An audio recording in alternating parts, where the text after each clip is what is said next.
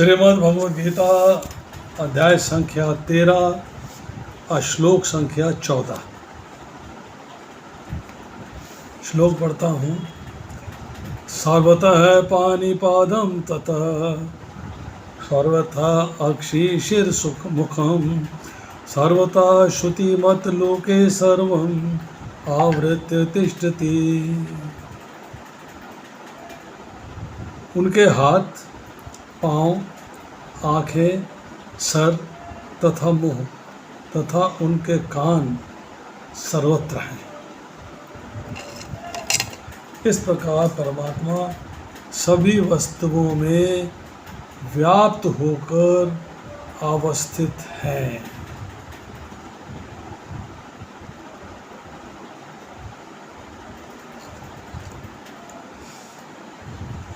बहुत बढ़िया बात भगवान के बारे में बताई जा रही है।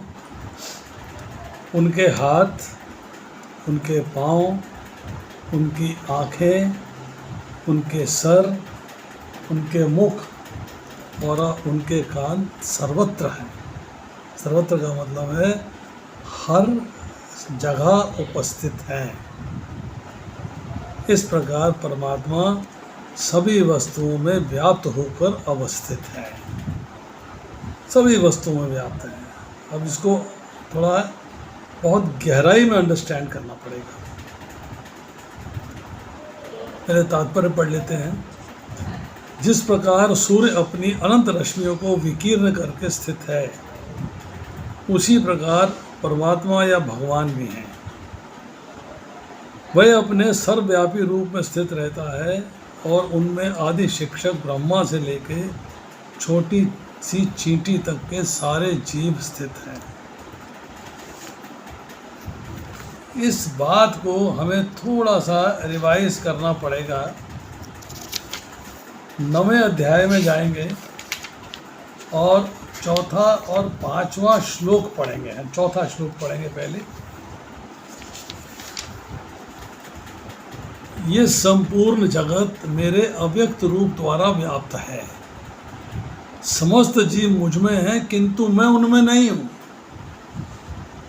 भगवान कह रहे हैं कि सारे जीव भगवान के अंदर हैं, परंतु भगवान उनमें नहीं है। इस बात को कैसे समझेंगे कि भगवान उनमें नहीं है और सारे के सारे जीव जो है भगवान के अंदर है।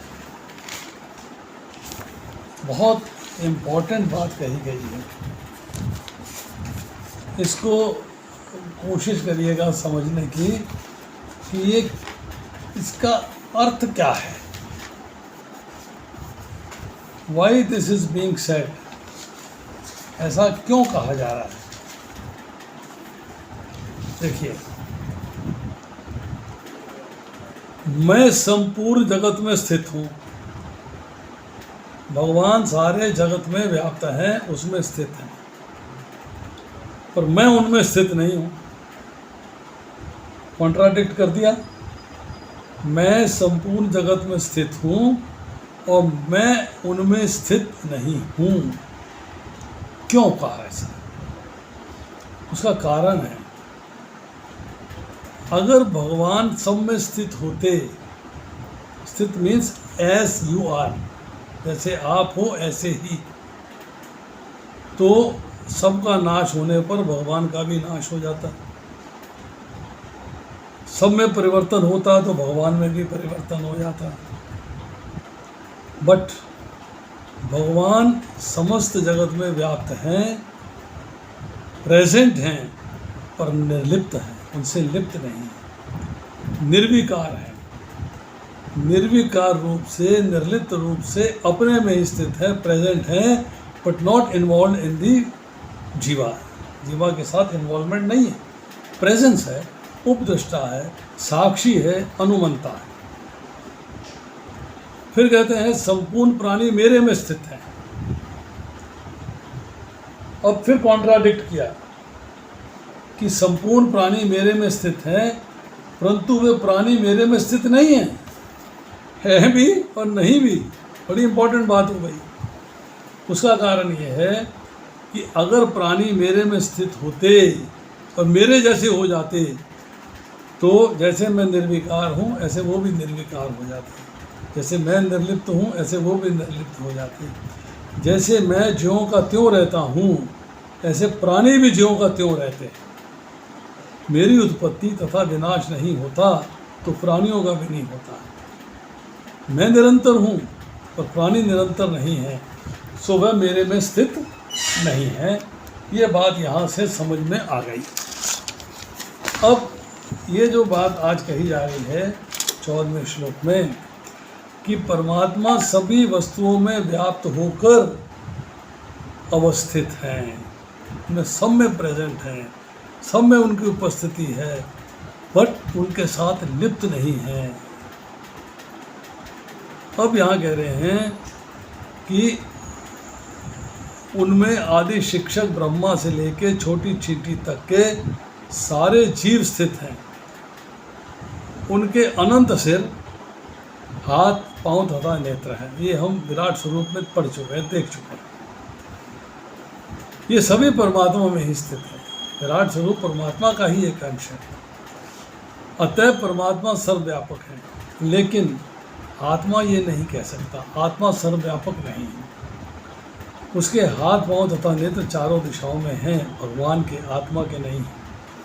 ये संभव नहीं है कि वे सोचता है कि अज्ञान के कारण उसे इसका ज्ञान नहीं है और उसके हाथ तथा पैर चतुर्दिक प्रसारित हैं। वो सोचता है आई एम नॉट नॉलेजफुल, इसलिए यही है, पर मेरे भी हाथ पैर चारों तरफ प्रसारित हैं।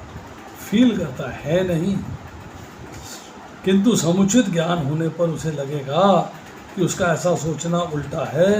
इसका अर्थ यही होता है कि प्रकृति के द्वारा बद्ध होने के कारण आत्मा परमात्मा नहीं बन सकता। आत्मा है, कर्मों का फल भोगेगा, प्रकृति के साथ उसका कनेक्शन हो गया है, इन्वॉल्वमेंट हो गई है। बट परमात्मा आत्मा से भिन्न है, अलग है। परमात्मा अपना हाथ असीम दूरी तक फैला सकता है, किंतु आत्मा ऐसा नहीं कर सकता। भगवद गीता में भगवान कहते हैं यदि कोई उन्हें पत्र पुष्प जल अर्पित करता है तो वे उसे स्वीकार करते हैं। अब यदि भगवान दूर होते तो उन वस्तुओं को कैसे स्वीकार करते? यही भगवान की सर्वशक्तिमता है, हर जगह उपस्थित है। यद्यपि वे पृथ्वी से बहुत दूर हैं, अपने धाम में स्थित हैं, तो भी वे किसी के द्वारा अर्पित कोई भी वस्तु अपना हाथ फैलाकर ग्रहण कर सकते हैं। ये उनकी शक्तिमता है, उनकी पावर है। ब्रह्म संहिता 5:37 में कहा गया है गोलोक एव निवसत्य खिलात्मभूत। यद्यपि वे अपने दिव्य लोक में लीलारत रहते हैं, फिर भी वे सर्वव्यापी हैं। आत्मा ऐसा घोषित नहीं कर सकता कि वे सर्वव्याप्त है। अतः इस श्लोक में आत्मा जीव नहीं अपितु परमात्मा या भगवान का वर्णन हुआ है। अब देखिए, इसको थोड़ा समझने का प्रयास करते हैं।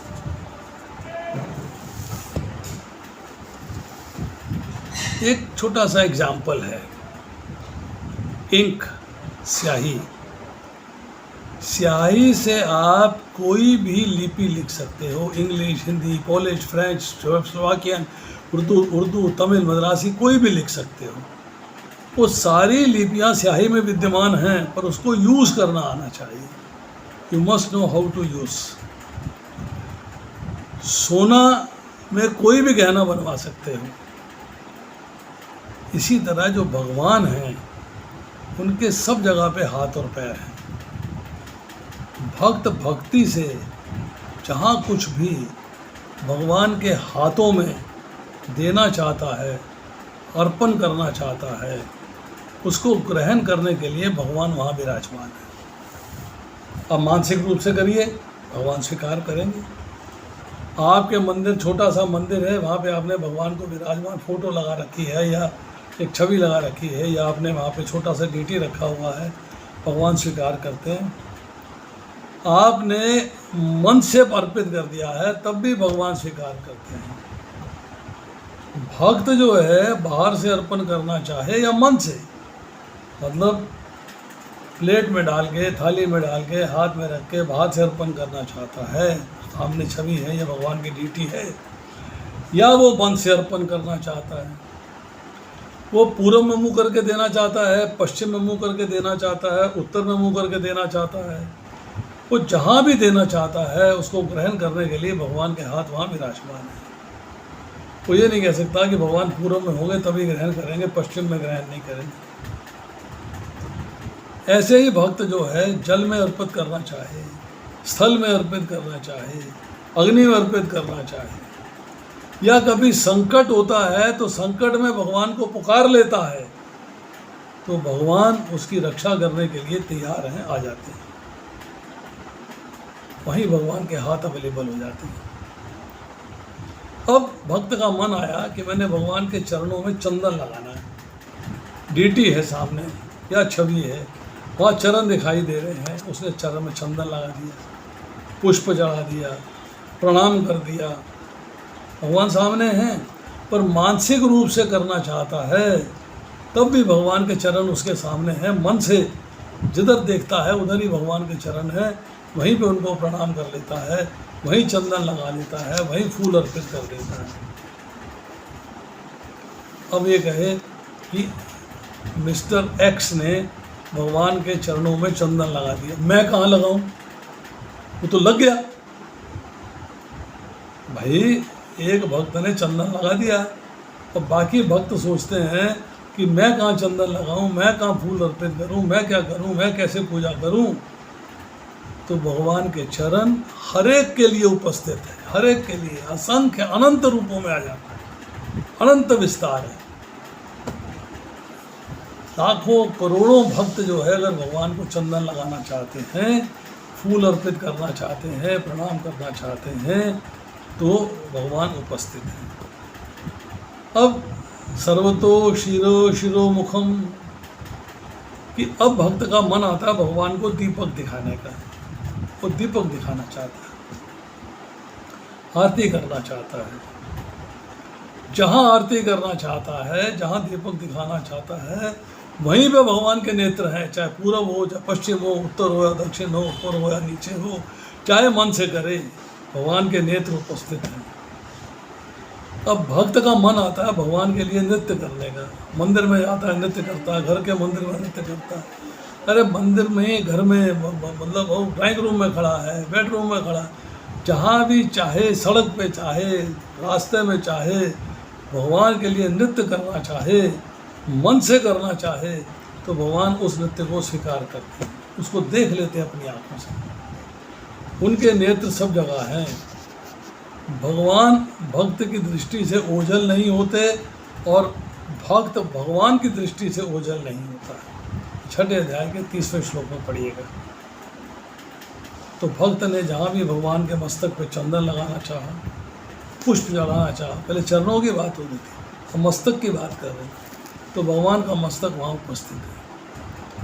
अब आपका मन करता है भगवान को भोग लगाने का। अब भोग लगाना चाहते हैं, भाई आपने एक डीटी लगा ली घर के अंदर, छवि लगा ली घर के अंदर, उसको आप भोग लगा रहे हैं। अरे मन से भोग लगा दें तब भी भगवान स्वीकार करते हैं। हर जगह भगवान का मुख उपस्थित है। 9वें अध्याय के 26वें श्लोक में यही तो कहा जा रहा है, पत्रम पुष्पम फलम तोयम, कि भक्त द्वारा भक्ति पूर्वक दिए गए पदार्थ को भगवान खा लेते हैं। सर्वथा श्रुति मता, इसका क्या अर्थ है? भक्त जहाँ कहीं भी हो, जोर से बोलकर प्रार्थना करे या धीरे से प्रार्थना करे या मन में प्रार्थना करे, भगवान अपने कानों से सुन लेते हैं। अब वो लाउड स्पीकर लगा के भगवान को सुनाने की आवश्यकता नहीं। अब मंदिर में लाउड स्पीकर लगाते हैं भक्तों को सुनाने के लिए, ताकि लोग अट्रैक्ट हो जाएं और उनको कीर्तन सुनाई दे जाए। भगवान तो आपके मन के अंदर से, मन से बोलेंगे तभी भगवान स्वीकार कर लेंगे। अब ये एक पॉइंट है, इसमें बैकग्राउंड क्या है कि हमारे जो अंग हैं, आँख की जगह आँख है, कान की जगह कान है, मुख की जगह मुख है, नाक की जगह नाक है और हाथ की जगह हाथ है। परंतु भगवान की इंद्रियां और उनके अवयव, मतलब पार्ट्स ऑफ द बॉडी हर जगह है। भगवान नेत्रों से सुन भी सकते हैं, नेत्रों से बोल भी सकते हैं, नेत्रों से दृष्टिपात भी करते हैं, नेत्रों से खा भी सकते हैं। मतलब कानों से भी सुन सकते हैं, कानों से भी देख सकते हैं, कानों से भी खा सकते हैं। मतलब भगवान के प्रत्येक अवयव, प्रत्येक जो इंद्रियां हैं वो प्रत्येक कार्य कर सकती हैं, कैन डू एनीथिंग, क्योंकि उनके शरीर के अंदर भेद नहीं है अलग अलग चीज़ों का। हर चीज़ एक दूसरे का कार्य कर सकती है। भगवान के सब जगह हाथ हैं, सब जगह नेत्र हैं, सब जगह पैर हैं, सब जगह मुख हैं, सब जगह कान हैं। इसका मतलब क्या है? इससे हम क्या समझते हैं, क्या एक्सप्लेन होती है, इससे क्या बात पल्ले पड़ती है? समझ में आती है कि भगवान किसी भी प्राणी से दूर नहीं है। वो हर प्राणी में हर समय हर क्षण उसके पास उपस्थित है, आपके हृदय में विराजमान है। संसारी आदमी समाज में जो रहते हैं, संसारिक व्यक्ति जो भक्ति में नहीं है, उनको बाहर भीतर ऊपर नीचे सब जगह संसार ही संसार दिखता है। जिधर देखते हैं संसार दिखाई देता है।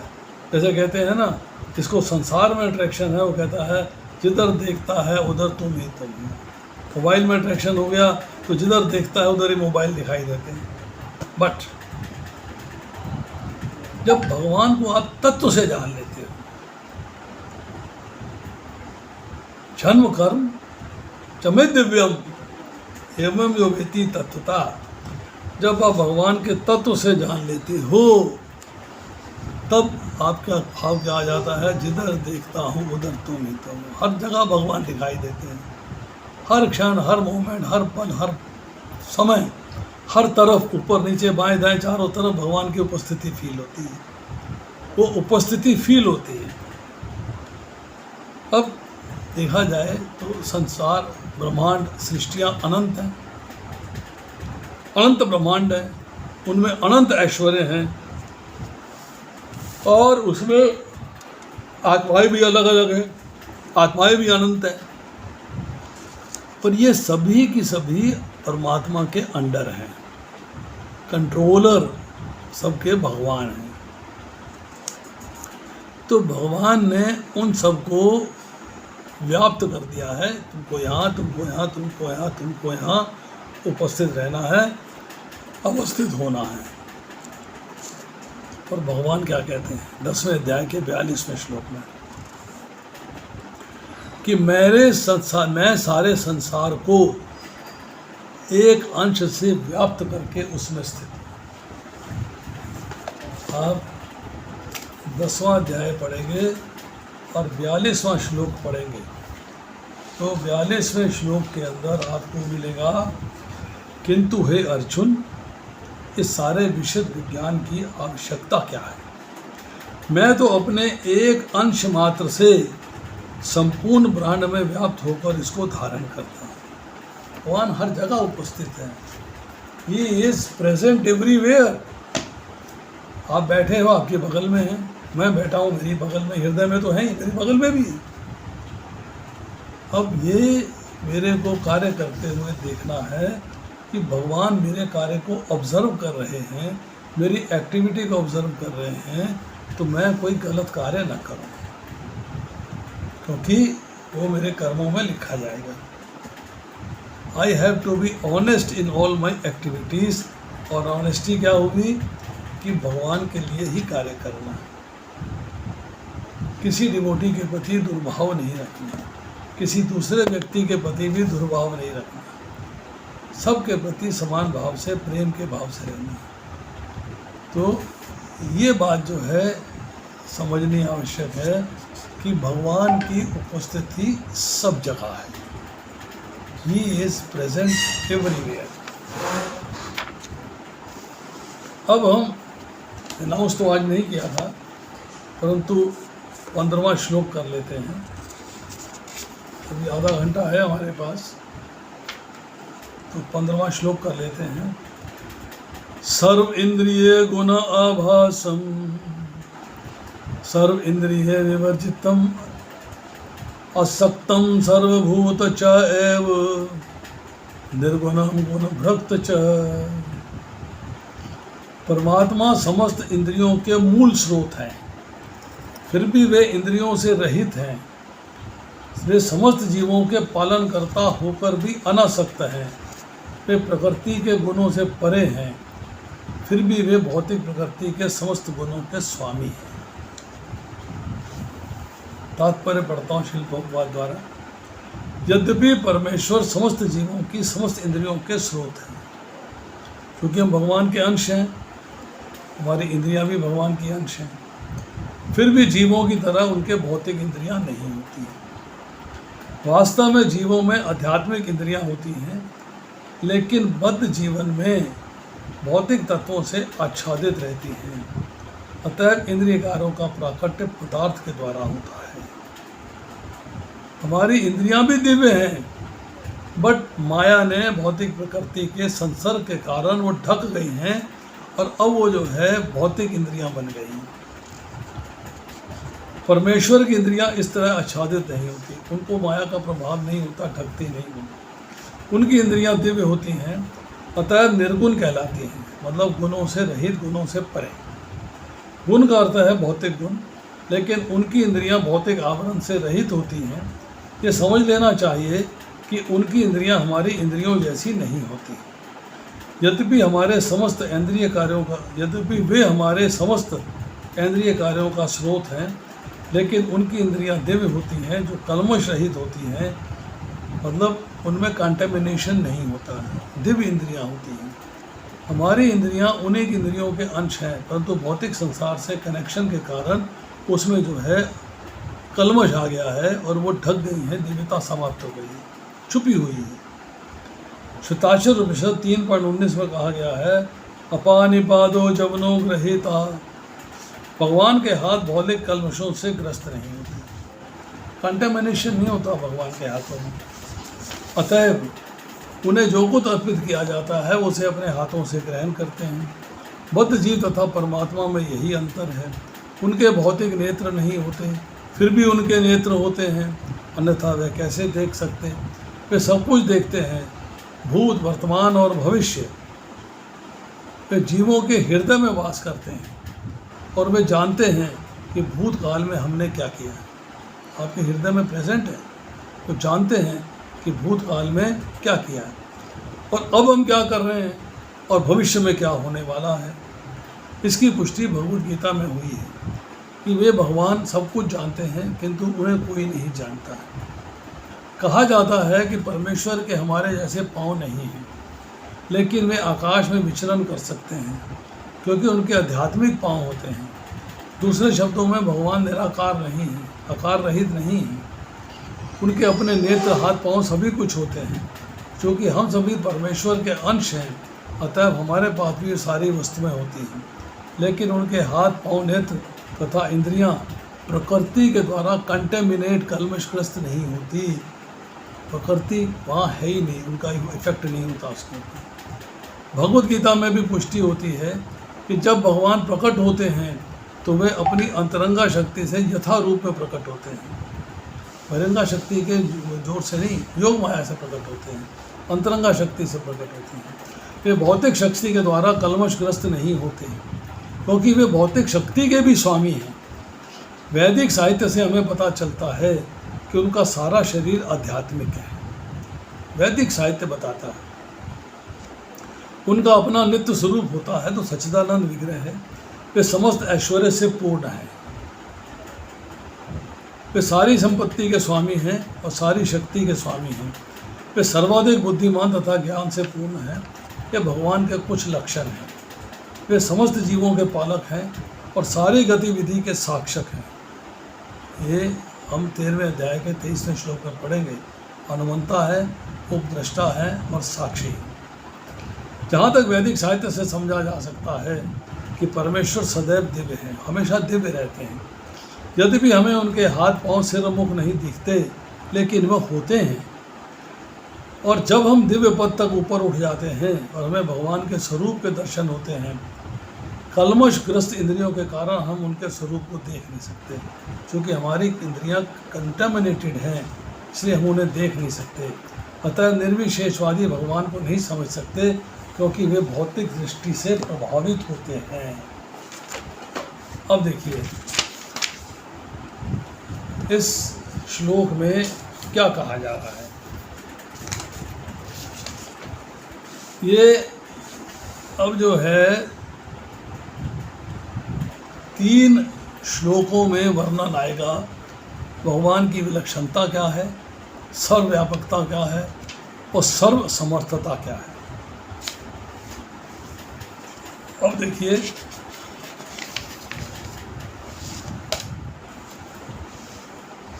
इसमें बताया जा रहा है भगवान की इंद्रियां और जो बद्ध जीव हैं हम, उनकी इंद्रियों में भेद।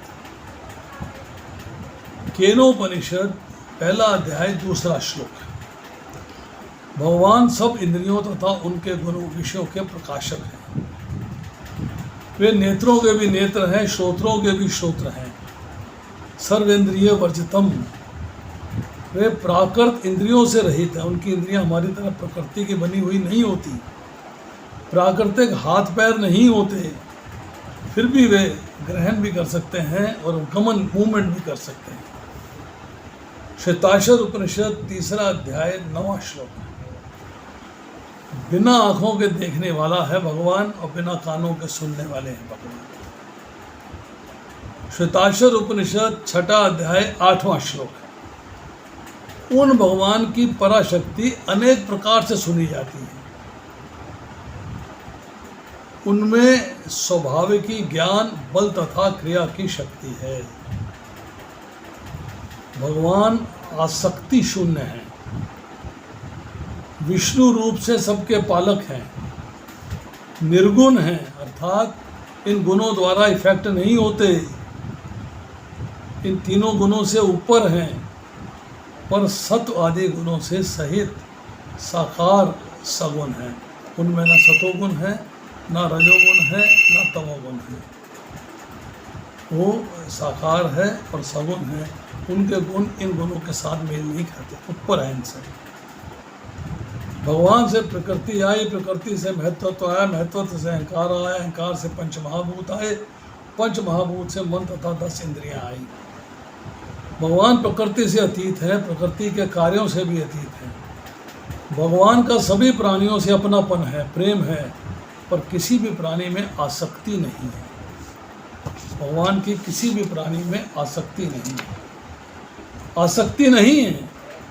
फिर भी ब्रह्मा से लेकर चींटी तक सबका पालन पोषण करते हैं। ही टेक्स केयर ऑफ एवरीवन।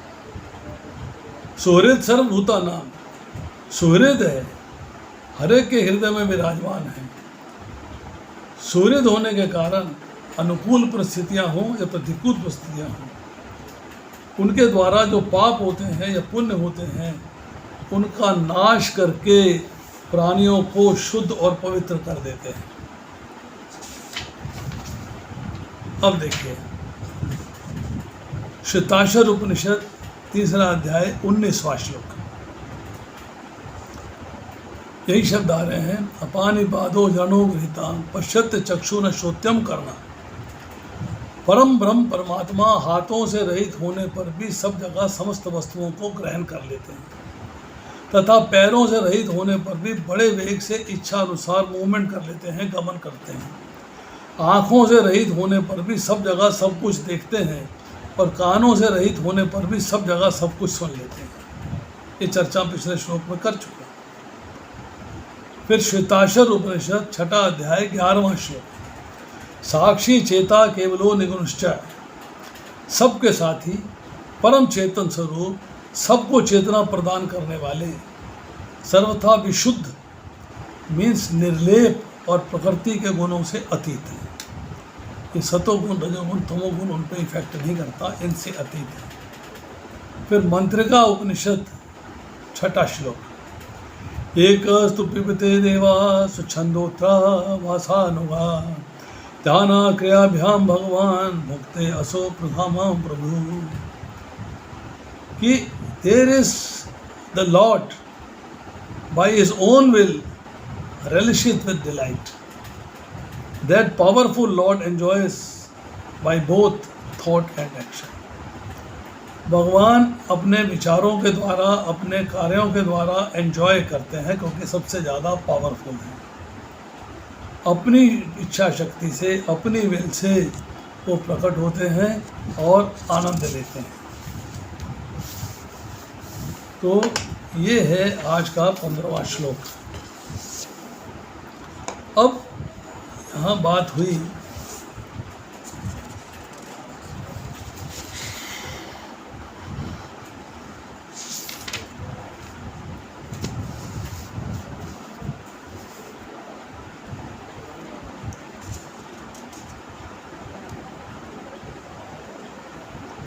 भगवान सभी प्राणियों में अपनापन है, प्रेम है, और किसी प्राणी में आसक्ति नहीं है।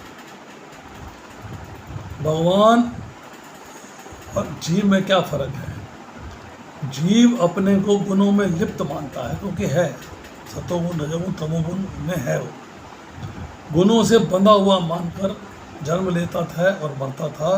पुनरपि जन्मम पुनरपि मरणम। फिर भी एक ऑप्शन दिए भगवान ने कि हम बद्ध जीव, हमारे जैसे बद्ध जीव या यह बद्ध जीव, जब परमात्मा को प्राप्त हो जाता है, भगवान को प्राप्त हो जाता है, तब गुणातीत हो जाता है। यही बात कह रहे हैं दूसरे अध्याय के 45वें श्लोक में कि अर्जुन निस्त्रियो अर्जुना, तीनों गुणों से ऊपर उठो।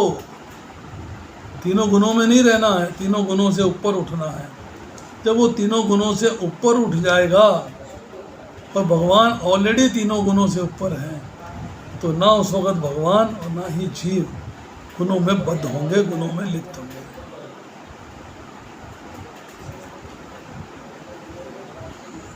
भगवान प्राकृतिक इंद्रियों से रहित है, प्राकृतिक इंद्रियां नहीं है उनकी। संसारी जीवों की तरह, हमारी तरह हाथ पैर नेत्र सिर मुख कान आदि इंद्रियों से युक्त नहीं,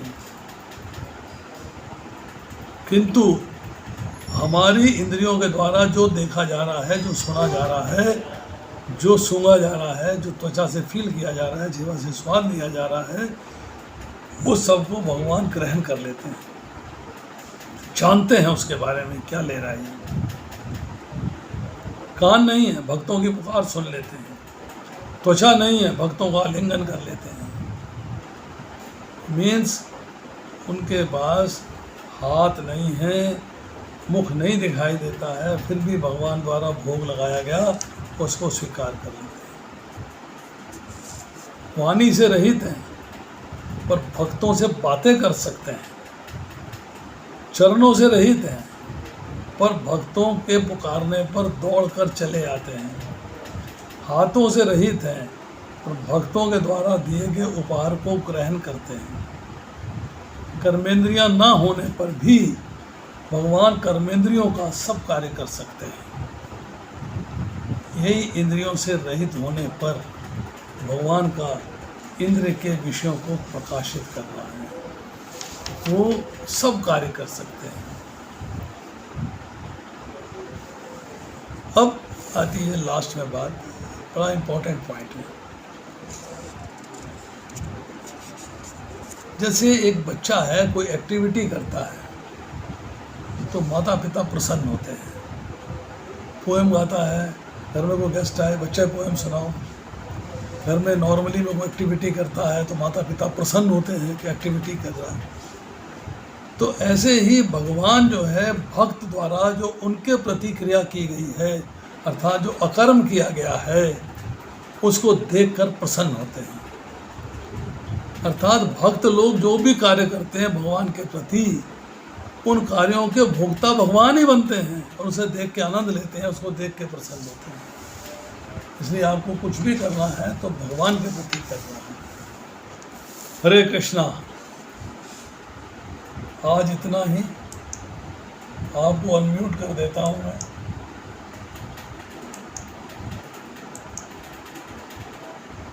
आप कुछ कहना चाहते हैं, कमेंट करना चाहते हैं? हरे कृष्ण प्रभु जी, दंडवत प्रणाम।